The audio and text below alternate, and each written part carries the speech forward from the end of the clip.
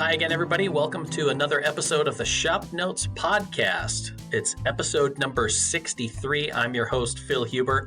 I'm joined today, as always, by Logan Whitmer and special guest Danielle Rose Byrd as we talk about her upcoming new book, The Handmade Bowl. So join us for a really fun and lively discussion about green woodworking, carving, and fun tools to use. Thanks for listening. This episode of the ShopNotes Podcast is brought to you by Woodsmith Magazine. Woodsmith Magazine has been the trusted source for all your woodworking information for over 40 years. From tips and techniques to furniture projects to shop projects, you'll find it all at Woodsmith Magazine. Subscribe today at woodsmith.com.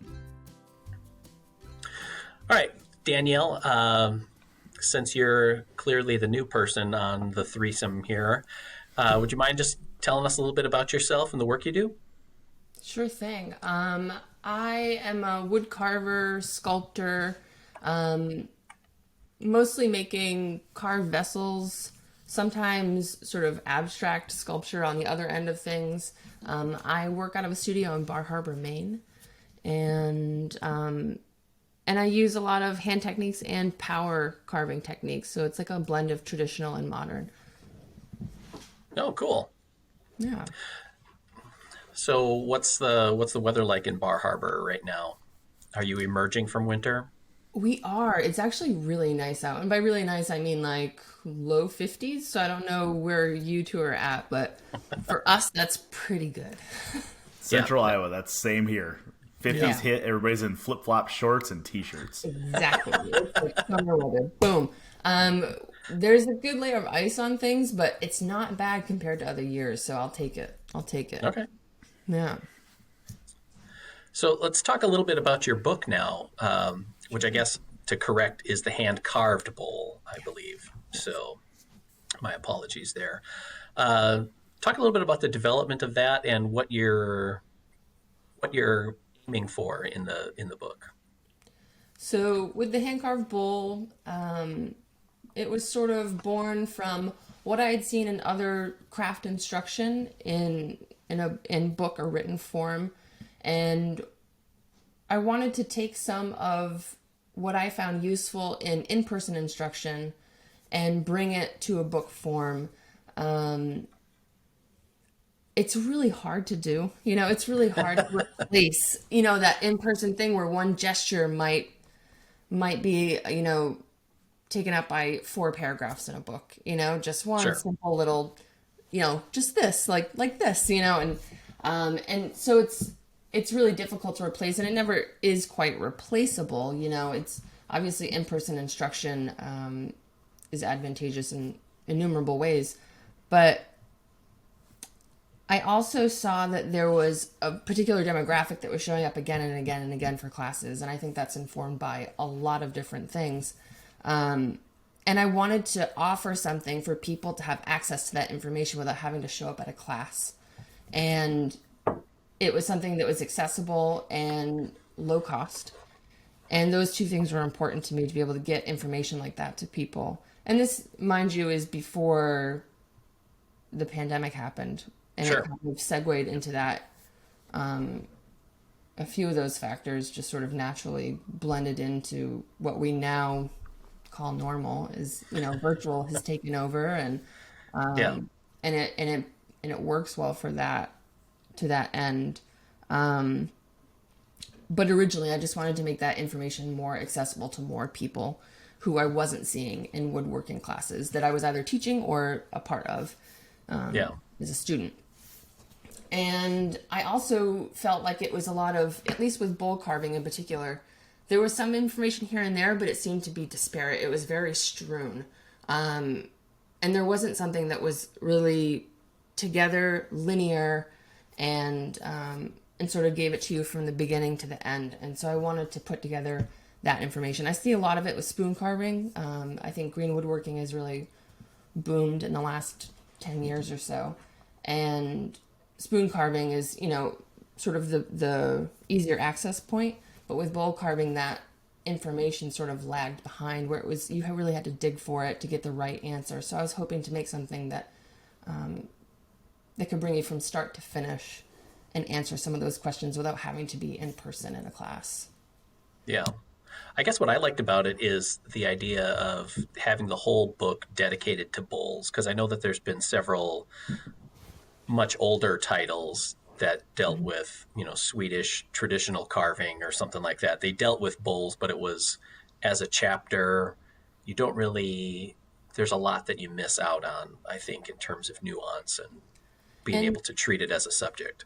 Definitely. Drew Langsner, I think this past fall, Lost Art Press bought the rights to his book and re-released it with some extra information on bowls. But again, it is I haven't seen it yet, so I can't really speak to it in detail. Sure. But I do know that it's part of a larger thing. But I also know that he specifically put more information about bowls in there.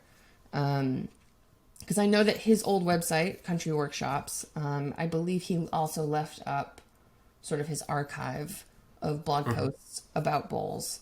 And then Dave Fisher is the other sort of bowl carver, very well known, an incredible bowl carver and teacher. And he has a wealth of knowledge on his website in the form of blog posts. Right. And those are the two sort of places where I found information myself before I was able to attend a class. Peter Fonsby. So, but yeah, it's hard to find it in just a one dedicated format. Now, I think one thing that Logan and I work with is with the magazine, and we also do some in-person instruction, is being able to balance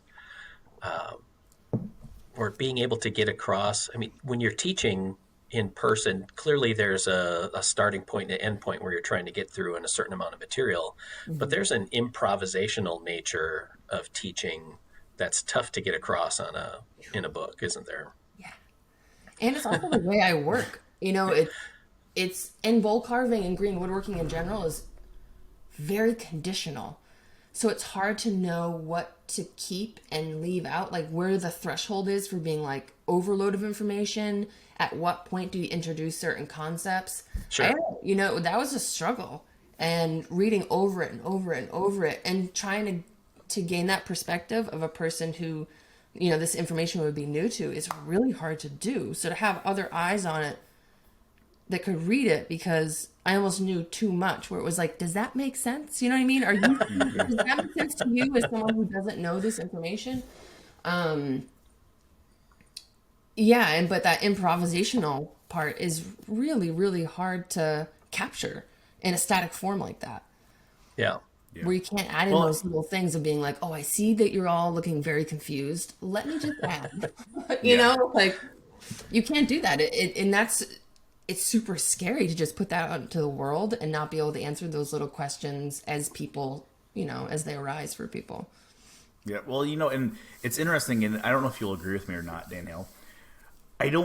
As much information as you can convey through a written format, in my opinion, there's no substitute for some hands-on learning as well. No. Like you said, just one little movement might take you 3 or 4 paragraphs to explain it, but me being able to walk up to the lathe and turn somebody's tool 2 degrees, and all of a sudden all resistance they felt went away. There's nothing that can compare to that hands-on in person, but the written reference is something that I think in the past, I guess in recent years, we've gotten away from as a woodworking industry. But I think that's coming back. And Lost Art Press has done a fantastic job of producing some very, very quality books that serve really well as reference material. So I think your book does really well at that. Thank you. If somebody wants to grab your book and start, it's a great reference. You can get through the entire process, from start to finish, which I think is awesome. And that's what I'm hoping too, is to, it's not the end all be all. I feel like that book would be 1,200 pages long. But and that's what I learned. I was like, I really, you get all these sort of notions of what you're going to get accomplished. And then you get in there and you're like, so this might be 700 pages. If I wanted to put everything I wanted to put in it.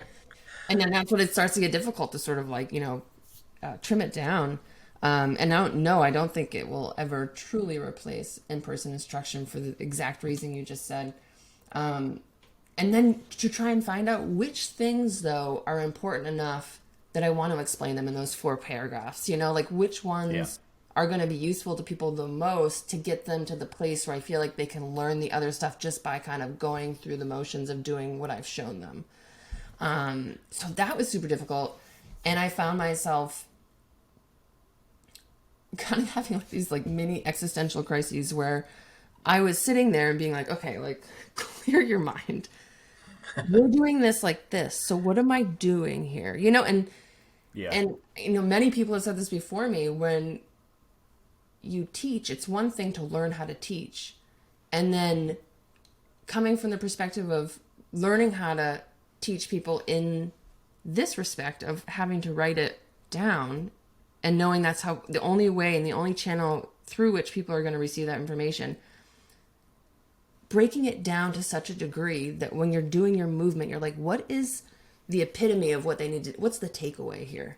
And then you start to learn even more about your teaching methods of like, what's all this extra stuff that I don't even need to, where's the meat of it? And I feel like just by doing the book, I'm going to become a better in-person teacher as well, because I've really synthesized what needs to be said. And distilled it, that I feel like all those little moments in my shop alone when I was doing the carving and going through and being like, okay, there's an extra note. There's an extra note. I'm sure my editor was ready to, I was like, and actually one more thing. I just feel like this might be important. Yeah. When you're up to like 41 most important things. Yeah, lots of little notes in the margins. So let me go ahead. Let me ask you this. I've heard from people that have written a lot of woodworking books, and there's 2 mentalities after they finish their first one. I will never do that again, or I can't wait to get started on my next one. What category do you fall into? I don't know yet. I feel like I'm still too close to the beast. And still, I'm not far removed enough from I haven't even shipped it out yet, so I feel like I'm still too tainted by the process of being like, wow, I'm so done with writing the book. Which I also feel good about, because I think in some weird twisted way, I'd feel just as bad if I didn't feel done with it. Because I'd be like, oh, I didn't leave everything on the table, And I could say strongly that I feel like I left enough on the table in terms of like what I was able to give to that book at the time. It was quite a challenge. Actually, we were slated to start photography for it just as lockdowns were happening. They shut the border at the state line of Maine. And Matthew and I, my editor, were talking, and I said, I have a camera. I can't say I'm that adept at using it, but I'm willing to try. So that was like, I tend to dive into the deep end. I tend to do these things. And so that wasn't initially planned, and it took me a lot longer to get through because of that, of just me not only trying to learn like all these things I already talked about, like how to convey this information to people, but then adding photography on top of it and learning the actual camera was an added challenge. It's an understatement. There were times I deeply regretted it. And I think I did an okay job considering the circumstances. I definitely got to know my camera a lot better. And I think that's why I can't really say with a clear conscience of like if I would be done writing books or not, because the circumstances were just so messed up. Out there. Probably never will be repeated. And You're like, this is why there are professional photographers. Yeah. And why their day rate is what it is. Yeah, because it's just like done. You do that. The lighting, and like the timer and setting that up and focus, I mean, I wouldn't do that again. Wouldn't do it again. Nope. One thing that I like about your book is the large number of photos that was in it, because I feel like previous versions of green woodworking left that out a lot, and there was a lot of description. As well written as it is just tough to follow. So it was nice to do. And I was wondering, in the course of taking the photos and describing it, did you find your own process changing, where you think to yourself, why do I do it like that? I think, that definitely happened. Like when I was talking earlier about how like really breaking down the process of being like, what is exactly I'm doing here? And so, yeah, there's always that part. And I think literally having a lens on yourself, not only like a psychological lens, but like an internal lens, but a literal lens looking at you. And you're aware of that and being like, yeah, that is what I want to do. And I think that's also why there's a lot of notes in the margins, at the end of that, because you're like, I think actually if I did it like this, it's much more concise. If we're looking to really break it down, but in like simplistic terms, and yeah, that definitely helps to streamline the process in all respects. My writing, my own process. And that's kind of how I work in general. Things don't stay the same a lot, but the core principles are always there.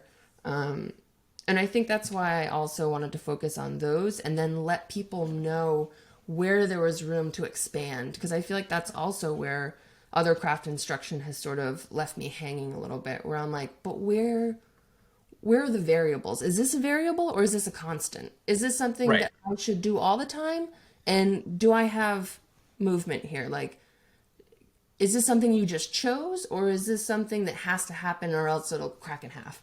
And so I tried to give a little bit more insight into that and let the book serve as a launching pad of like, here are some examples. And I left it pretty loose on purpose of, that's also how I work. It's like, here's the general idea. It's, the layout's pretty rough, but can be any amount of precision can be brought into that through whatever method. And other people have done it much better than I. So I didn't try to sort of reiterate that in any way. It was more of like, here are the core principles. Here's where you don't have as much actual lateral movement. And then here's where you can just do what you want. And so I hope I achieved that. I hope people feel encouraged to sort of know what those factors are, know what's going to influence the decisions on a sort of, core concept level, and then they can decide how their designs take shape beyond that. And speaking to that, I was thinking as I've been following, as Logan would say, fanboying both you and Dave Fisher and Peter Follansbee in my own carving, only because I've come at it from the power tool, furniture, casework, square woodworking, and have picked up some of the carving aspect, is that there's a delicate balance between, as you were talking about, of this is how I do it to get this result, and I can read a book or write a project about constructing a case piece, and there is some literalness to it, but being able to say, what are the general core principles in order to construct anything, any kind of case piece. And then related to that was in seeing how your work has evolved over time is, standing in the stream of that tradition of a hand-carved bowl, knowing what's all come before you and around you, so to speak, but being able to branch out on your own. Mm-hmm. And I can see from doing in-person instruction, when people sort of reach that point where they're like, I don't know what I'm doing. And I'm like, not true. You do know what you're doing, but you might be scared to take the next step. That's different. And I feel like that's what I want people to recognize. And I talk about that in the book a lot, about like how to reframe failure, not just in how it materializes in the actual bowl itself, but how we think about it. and saying like, one, it's always going to happen. So like, let's just like anticipate it and like not necessarily like brace yourself, but like, let's just know that it's going to happen. And then like, how do we treat that? How do we treat it as a launching pad? And people say, well, what happens when there's a mistake in your work? I was like, I make it not a mistake. Like, that's where some of my best designs have come from. And they'll say, well, how do you know what to do? I said, well, let's say, you know, a big chunk gets taken out. And I say, okay, well then I already know that that's negative space. So I need to take that out and like smooth it. And then I look at it for a little bit and then I just keep drawing. And that informs the design. And I think that's where people get really like glossed over and sort of like, oh, that's too much, which I understand because, and I think people don't truly believe me, is that there's another side of me that is very, very type A. And I use it for all of the other things, but, you know, bookkeeping and research and, you know, and it lives there. And I thought when I started woodworking that it would translate really well to flat work. And that did not happen. And it surprised me a lot. And I found that my woodworking became sort of like, you know, where I could do all the things that weren't like that. And it felt too confining to me. It felt too, it's not the right word, but predictable, where it's like, I don't want to really know the outcome. I do generally, but I like the excitement of almost like when things go wrong because they never go right, really. You know what I mean? If like, Yeah. Especially with green woodworking, like I really enjoy that dynamic and that sort of reciprocity of like, I don't get to sort of dictate what this material is going to do. It sort of has a mind of its own. I understand some principles about how it's going to behave and I can anticipate some things. But it never really goes quite how I want it to. So it really has helped me like on a, you know, like a personal, like emotional level, just kind of go with the flow of being like, okay, that just happened. What do I do? You know, like, what do I do with that? And sometimes it means putting it aside for like 2 weeks and starting on something else. Which there are obvious parallels to that in other realms of our lives, where we're just like, you know what, I don't know what to do with that yet. I'm just gonna shelve that, and we'll get back to it. And that's where some of my best work has happened, and that took years to find out where that line was of knowing when I was pushing it and when I was exploring and really being experimental. And it's a gray area, but I'm hoping that by giving people parameters in the book and then telling them where there's more leeway, that they'll be more encouraged to take that jump and to find where their own, you know, where their own designs sort of have a place and where they want to take that. That's my most sincere hope out of that entire book, is being like, here's the basics, here's what you got to know, here's how the wood's going to predictably behave. And then there's a lot of X factors, and like go out there and explore. I really hope people will use that as a launching pad. Sure. So from your own personal standpoint, how did you get into green woodworking? What kind of led you down this path? I mean, I feel like I was doing green woodworking without even knowing I was. I didn't know there was a word for it. You know, it's just like kids just messing around in the woods. It's kind of what I was doing. And then you're like, oh, I guess I was kind of green woodworking without knowing that's what I was doing. You know, a pen knife or Swiss Army knife or some old piece of metal I just was hacking at something, you know? Yeah. Like how we start. We're like, that looks kind of sharp. Yep. And then that just kind of like grew and grew and grew, where I was making things out of like, I went to school at College of the Atlantic, which is actually in Bar Harbor. It's on the island I live on Mount Desert Island. And part of the campus is, it's right on the beach, on the coastline. And there was old logs that would wash up. So I was just kind of like gathering whatever I could and just started making stuff. I made this like a mini harp one time. I think it was one of the first things I made in college. And I had like old guitar strings from the music department, and I used rocks from my driveway as like, I don't even know what to call them. underneath the strings to help keep them taut so it wouldn't dig into the wood and it would resonate more loudly. And I made like this little harp that you could kind of hold against your shoulder. And I made all these carvings into it, and I carved sort of like bridle joints really, and some through tenons, and didn't really even know that that's what I was doing. I was just like, how do I get these things to match up?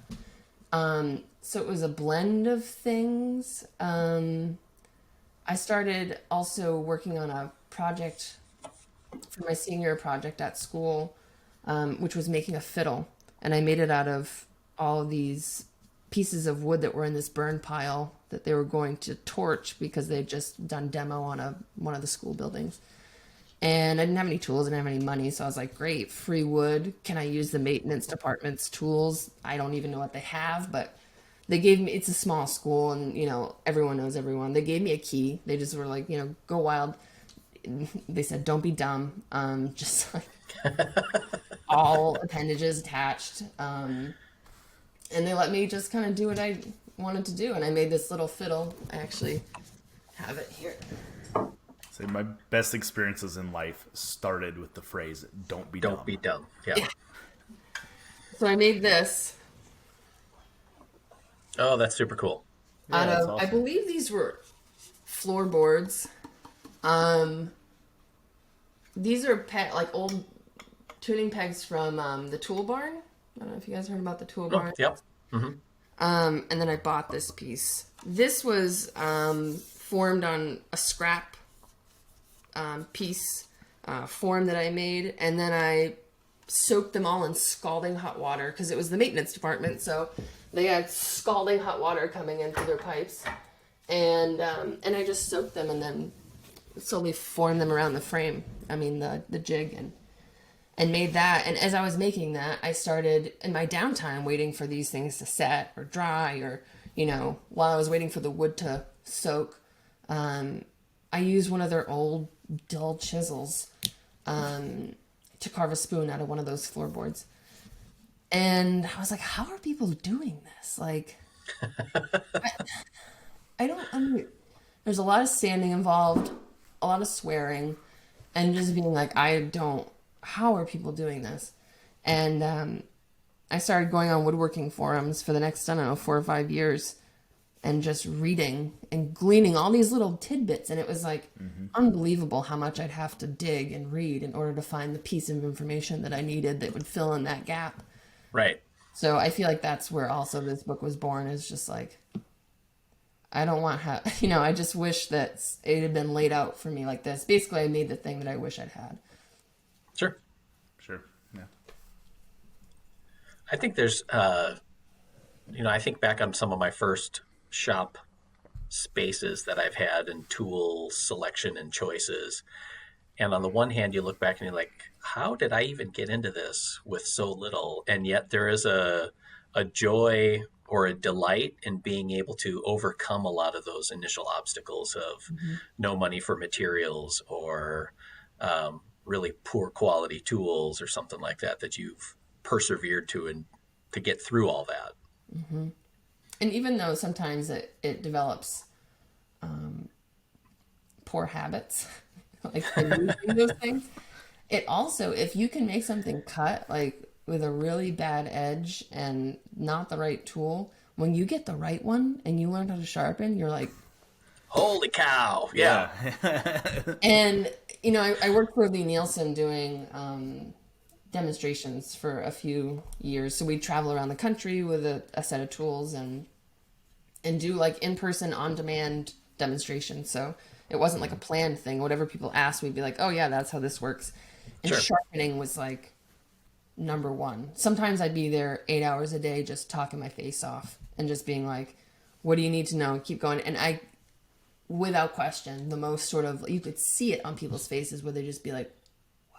Like they just got, beamed somewhere else where they were like, so that was very satisfying. And I also think it's one of those things that once people get that down, their work starts to really take off. Sure. I've noticed that too when I've done a couple of sharpening classes, that very same look where it's all of a sudden like, oh, I thought it was sharp when it was new. No, there's a different sharp. There is a different sharp. And it was both fun and scary sometimes because it became very clear how unfamiliar they were with that level of sharp, where you'd see their finger go for it and you're like, no. You just know that, one, they're not even going to feel it. And then Right. two, they just, it has, you just know if that's even like an impulse of theirs, that they haven't experienced that yet, because they wouldn't go anywhere near the tip of that. Which is both like heartening and disheartening at the same very same moment of being like, you're gonna draw blood and you're also gonna have an extreme appreciation for what you just learned. It's that good wholesome moment that they learn. Yeah. I actually would carry Band-Aids in my pocket while I was doing sharpening demonstrations. I'm going to hand these out first. Yeah, and the thing is a lot of times you wouldn't even see it happen. You just see the quick, like, the impulse to like pull your hand away, and then it would just quickly be like, great. And I'd keep with my talk, and then I just slowly hand them a Band-Aid. Be like, if you need this, I don't know. Like, so sorry. Yeah. Now, another question that I have in terms of, and this is something that as I started getting into green woodworking, just on the side of my other woodworking projects, is I think one of the obstacles people have is finding materials. Because it's not like you're going to run down to Lowe's and be like, I need 2 bark up bowl blanks about 24 inches long, and then 3 like relatively large, slabs. And so how do you go about finding materials? It's actually something I've struggled with too. I think people find that hard to believe because I'm in Maine and I'm in rural Maine, but I'm on an island, so it's a finite amount of space. And I'm on an island which about half is comprised of a national park. And it's scattered around, so you never quite know where it is and where it isn't. Not to say that I'm just like, pulling pieces off of land and being like, who cares? I'll find out if it's parkland or not later. And there's also a lot of seasonal, like wealthy seasonal residents. And so there's not a lot of land where you just kind of happen upon a friend who owns like 60 acres and is like clearing or, managing their lot or anything like that. You have to really sniff around. So I have arborist friends. And that's also a reason why I kind of keep things in rotation where I'm doing sculptural work that doesn't involve sort of what I would use for bowls or spoons or anything like that, where it doesn't have to be as clear or as high quality. And I can still use old logs and sort of salvage, but use it for more sculptural projects. Sure. That's helped a lot because it's pretty tough. I've had to source from quite a ways away. Other people, if you go to lumber yards and ask for, seconds or thirds for old veneer logs is another thing that people go for chair makers use that a lot too. But in places, I've had people write to me in like Florida and they're like, what do I use? And I'm like, well, here are your options. I can't know every single area and what that's going to look like for you particularly, but like suburban areas, people are like, what do I do? And I'm like, what? You'd be surprised if you start putting the word out and like going places and, you see a line crew working and you say, what are you doing with all this later? You earn a reputation, and sometimes it's a little hard because it's greenwood, so you have to really act fast to get it on it as soon as it's cut. But, arborists, line workers, people, if you hear a chainsaw, you start being like, where's it come from? And so that's what I recommend people do. And then sometimes people have been going in on logs together. So they'll say, oh, so-and-so's headed up wherever and their friend has a lot, or so-and-so's doing, lot management, and they'll go in on a log together. I've heard of people doing that.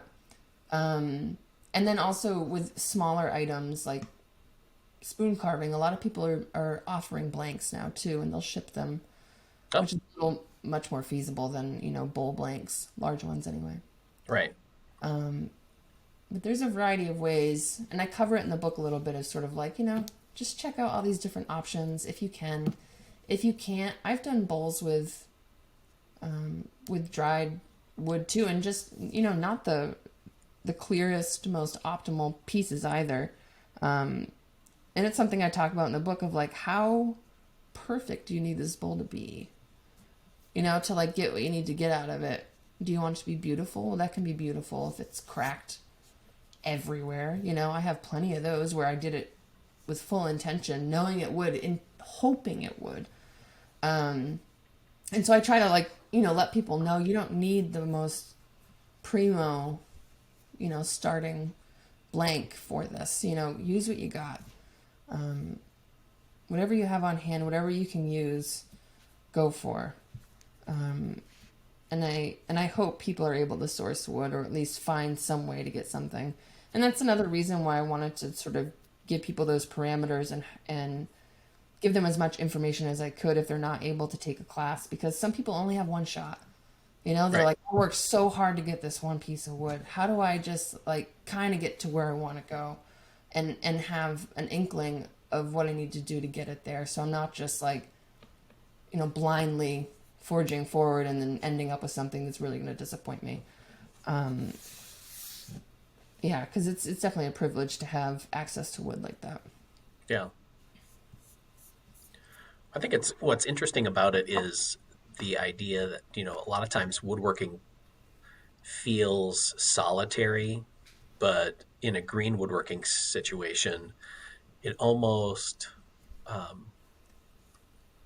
intentionally and unintentionally builds a sense of community, because now all of a sudden you're putting the word out to other woodworkers who are on the lookout for bowl blanks, or getting to know arborists. I know Logan's got a portable bandsaw mill, so all of a sudden he's got people calling Arborists him. are the best friends. Yeah.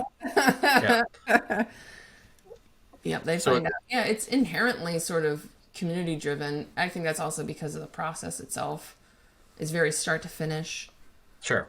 And it's not just picking up, lumber, which is like someone supplies it and you get it, you can do whatever you want with it. It's very, you have to acknowledge it in all of its steps. So I think it kind of like, inherently draws all those people in throughout those stages. Yeah. It's interesting because I think you're right. If you get the word out that you're looking for stuff, eventually you're going to get more calls than you necessarily want on stuff. It's very true.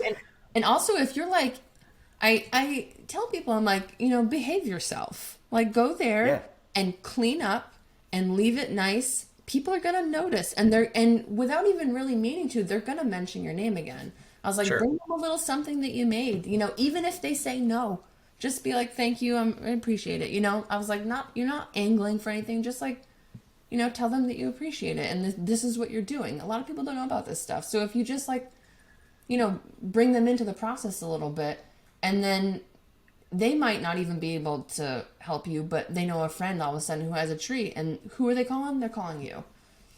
Yep. Right. Yeah. But it's true. You get a lot of calls where you're like, thank you so much. Either I can't take on that much wood because you can't stockpile green wood like you do lumber. Right. Yeah. It's not going to sit in the attic for a while. And yeah. You get to a point where like, I can't process that much by hand, and the amount of time it's going to, go bad, let's say, not bad, but it's going to start to split or mold or both. Or it's just sometimes, it's on like a residential area right next to a street. And I'm like, oh, what's in that one? What's in that one? How many nails? How many bullets? Is there a fence in there? Yep. We get a bite? Yeah. And it's hard because as you become more proficient and you understand just by a glance what you're wanting and what you're looking for, it becomes easier to be like, I'm not going to bank on that. And that might be more enticing to someone who's like, I don't even really know if I'm going to do this, so I'll just use it. You know, so there's various levels there of like, how deep in are you? And, you know, and I was definitely the first few years taking anything that came my way. Anything. And I had like a set of tools that I'd be like, if I hit a nail, whatever. You know? Yeah. Not as heartbreaking as if I had my precious and I'd ding, you know,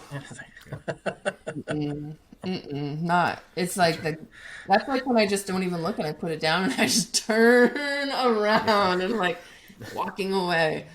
Yep, I turned down an oak log this weekend because I could see 12 black stains on the stump. I'm like, yep, not doing that. Like, nope, no way. Not touching it. Bing, bing, bing. Yep, exactly. Stopping it every time, changing the blade. Yep. It's like, ooh, that would be $700 worth of bandsaw blades. Nope. Yep. Mm-hmm. And see, that's the thing. It's like you get more. You can just look at it once and be like, and nope. Yeah. Gets a lot easier to do. So when we're on the topic of material, what's your what is your top 2 or 3 favorite woods to work with? If you're doing carved vessels, because as a turner, I have my favorites. I've worked walnut maybe once. We just don't get it up here. You know, and that's the other thing is like you get kind of, you know, pigeonholed a little bit depending on what's available. I've worked a lot of birch. Yeah. I love birch because it's that beautiful space in between, like easy enough, soft enough, but like it takes a nice crisp edge. Sure. And I've been running into a lot of poplar. It's not necessarily like my favorite to carve. Like it doesn't leave the cleanest surface. You know, it's a pretty soft wood. But it's been really nice for sculptural things because its structural integrity is not something I prize it for anyhow because it's a softer wood. And it's just a little bit easier to sort of get details in places because it's not, you don't have to put so much controlled force into like a really strange area. So I've been using that more for my wild experimental stuff. And then when I get a piece of birch, I'm doing like, you know, more, not traditional forms, but more recognizable forms. Because it would be a lot harder to do what I've been doing in the poplar, in the birch. It would be exponentially more difficult. So I don't really have like a favorite. Cherry is nice. It's not my favorite. I love the color. I love the tone. I love how it, you know, deepens and gets more rich as time goes on, but it's pretty prone to checking. It can get a little crumbly, a little brittle. I would love to get my hands on more walnut. I have a feeling I'd really enjoy it. We just don't get it up here. Sure. But what are your favorites? So if you're walnuts up there was one of my favorites. Let me grab this. And I was just gonna ask, you know, whenever I travel, I always have a weird desire to bring wood back from wherever I'm going. So I just spent some time in Vegas, so I brought back olive log, and this was phenomenal to turn. Oh, sweet. So cherry, walnut, olive turns beautifully. I did one of these platters above my head is basswood, which was, it was completely just off the wall, sawed a log randomly last year. And I was like, I wonder how this is going to turn. So I threw it on there. It's like butter. So I turned a couple platters and I'll carve the rims at some point. Yeah. And I mean, everybody talks about how nice basswood is to carve, but it can get a little soft and mushy. Yeah. You know, same with poplar. You have to be really good at sharpening to like make that good enough. It's still gonna tear out and not be amazing because of the shapes that I'm doing. But like, I wonder. I'm not a turner. I've turned maybe 3 spindles in my life, but I can see how that would kind of be the same. And also, it's almost scary how little pressure or force you have to give it in order to get the same thing you would in something like birch or walnut, where you're just like, whoa, I don't know my own strength. Yeah. Definitely takes some getting used to. Yeah, for sure. So let's talk a little bit. I know you cover it in the book, but talk a little bit about the workspace of someone who's doing hand-carved bowls, because it's going to be quite a bit different than your casework woodworker. Definitely. Isn't it just a backyard? Isn't that the stereotype?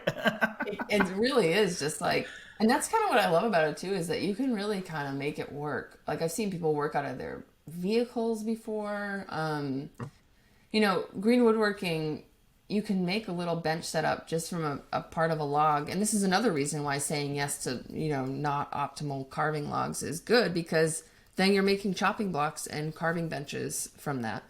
And actually, when it's a little bit more gnarled and not suitable for bowls is when it's best for everything else, like in terms of all the shop accessories. So making like a little carving bench that sort of has like the notch taken out of the top face.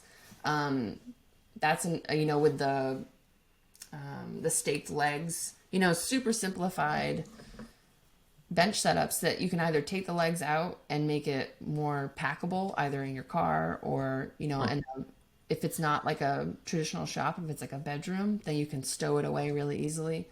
Chopping blocks, mauls, like big clubs you can make from those non-optimal sort of contorted grain logs. And then other just sort of regular benches that can be modified in a number of ways to make those things work. Holdfasts become your friend very quickly. Scrap pieces of wood to sort of put over the top of your bowl or on across the bottom of it to pin it down to the bench with holdfasts. That can even be done without holdfast and doing it with a setup that I actually tried out with threaded rod going through holes in the bench, wing nuts, 2x3, you're done. And that's like $7, maybe $7, somewhere around there. And then I also have, a traditional workbench. I have a Lee Nielsen big, I think it's 6-footer? No, it's a 7-footer. Ash bench. And of course it's heavy. And that's what I do all my finish cuts on. It gives it to the right height. It's got enough weight behind it that it's not, scuttling around. But of course, like anything, you can modify your other benches too and just weight them down. I mean, with sandbags, anything on the base to make them more suitable for that kind of work.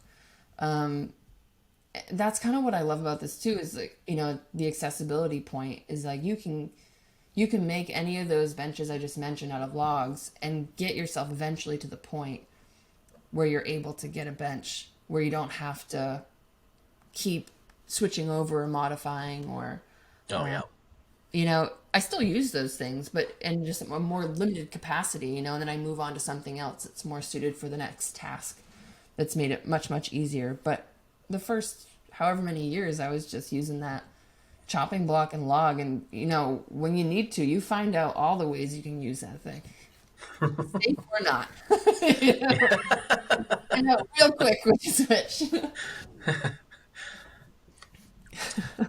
So, I mean, no discussion of shops goes too far away from tools. What are there, and again, I know you cover it in the book, but like, what are some of your favorite tools when you're working on a bowl that you get to a stage where it's like, finally, I get to use X tools? I mean, the ads is always up there. It's a tool that a lot of people don't, you wouldn't have to use in any other capacity unless you were like using antique tools to hew beams in your timber frame. It's like, sure. And even that, it's like a completely different type of ads that you're using. But even the motion that it uses, like the tool shape itself, like people are just drawn to it because they can tell it's like, ooh, that's something that I haven't got to do. But they also immediately know that it's like, I get to swing that thing like, and they know immediately, like, I want to do that. Yeah. So that's very, very fun always. And it's hard too, because you can feel that pull and you're like, did I do everything I need to do before I really go to town on this? Because it's also incredibly hard to show restraint once you get to that point. And to like not go over your lines and to not get carried away and to like actually bring thought into your process while you're just like, whatever's coming through and getting channeled through those ad swings, you gotta like keep in check. So the ads is up there. It's fun. It hogs away waste like nothing else. The axe, similar, you know, where you're getting a lot of work done very quickly. And the spoke shave, it's good every time. It's just one of those things where I'm like, I wish I had a little plane. Oh, I do. You know, I think people forget, like, that's actually a little tiny plane. Like, it's so, there's such a immediacy and like the feedback you get from it. Whereas like a hand plane, even like a little 102, you know, it's right in your palm, but there's still enough separation between the material and your hand that you can't really tell what's going on. And with a spoke shave, which I almost always use one-handed, it's like right here. You know, you can feel everything that's happening, and that allows you to either stop very quickly or to change course very quickly. And you can feel it transfers, like any sort of scuttle, any sort of skipping on the grain, you can feel it immediately. So I like that feedback. Yeah, it's almost like the safety razor of a carving knife. You know, like it's not as likely to slip and cause damage to the piece or yourself, but it still has that, you know, because I've used it too, where it's like almost like a whittling or knife motion with it, and it is fantastic. So I can definitely see that. Yeah, having that reference surface, you know, because a knife is so freeform that you really have to do all these other things in order to bring that consistency. And with the spoke shave, it's just the built-in control is there. And so it's a beautiful little tool. Like I'm thinking like easing all the edges on the bowl at the end. There's just like nothing better than just being like, you know, and you just know, you can hear it, you can see it, you can feel it. All those things add up, and you just know that you're in the right spot. You know you're at the right angle, the right depth of cut, all of it. And it's such a simple tool, you know, there's nothing to it. It's just either it's too deep or it's not. Yeah. Yeah. I also like it too in the fact that, you know, like you've talked about before with shop spaces, you know, your piece, you can be holding on to your piece and still get really predictable cuts. It doesn't have to be locked down in a vise, you know, so you have that feedback of holding on to your bowl and making those cuts. So you're kind of getting a multi-sensory interaction with the piece, I guess. Definitely. And I feel like that kind of body awareness, just when you're holding it, you're like literally cradling it like a child. And at that point, when you've put that much investment into it, you kind of are. You're just like, please, I don't want to drop this. Like, I've taken care of you so delicately this whole time.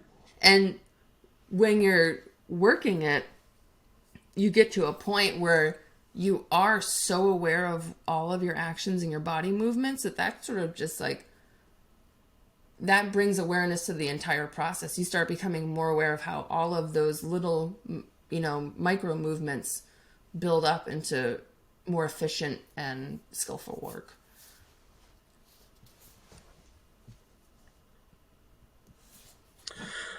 All right. I think that gets us close to our hour here. Danielle, thanks for joining us. Where can listeners come across you and your work? How can we find you? The two spots I inhabit the most are my website. That's DanielleRoseByrd.com, and that's Bird with a Y. And Instagram, which is at Danielle_Rose_Byrd. Okay. And the book is The Handcarved Bowl, and you said that's coming out in mid-April? April 13th. I have pre-orders open on my website right now, but that will be ready to go on April 13th. All right. So we'll have a link for all of those on our show notes page. You can find that at woodsmith.com/podcast.